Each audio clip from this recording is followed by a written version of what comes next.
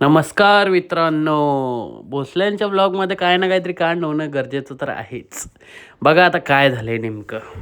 दिवसाची सुरुवात झालेली उशिरा ह्या पोरीमुळे. सकाळी 9:30 वाजेपासून घराखाली उभा होतो आणि मॅडम आल्या 10 वाजता. काय बोलायचं. नटायला इतका टाईम घेते ना ही, काय सांगता येत नाही. तिकडून आपण डायरेक्ट गेलो, फोटोशूट केला. तिकडून आलो डायरेक्ट वकिलाकडे. काही काम होतं जरा.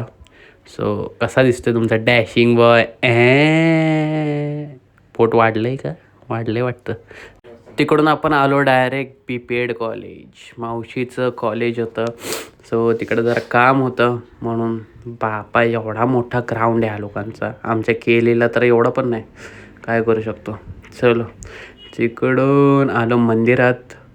गणपती बाप्पांच्या जरा पाया पडलो, शिवबाबांच्या पाया पडलो, हनुमानच्या पाया पडलो आणि तसंच आलो आपण डायरेक्ट टी व्ही घ्यायला.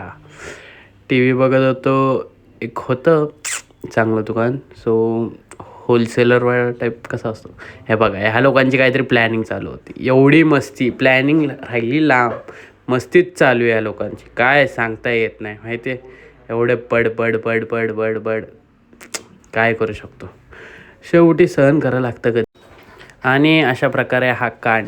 एक क्रिश मान्यांच्या अंगात काही कमी मस्ती आहे का? हा दरवाजाचा हँडलच खेचून टाकला.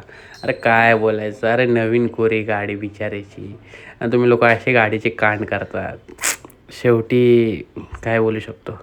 आणि आपण अशा प्रकारे हा व्लॉग इकडेच एंड करतोय. आपण भेटूया उद्याच्या व्लॉगमध्ये. Bye good night. ते बघा आपली धन्न आपली गाडी.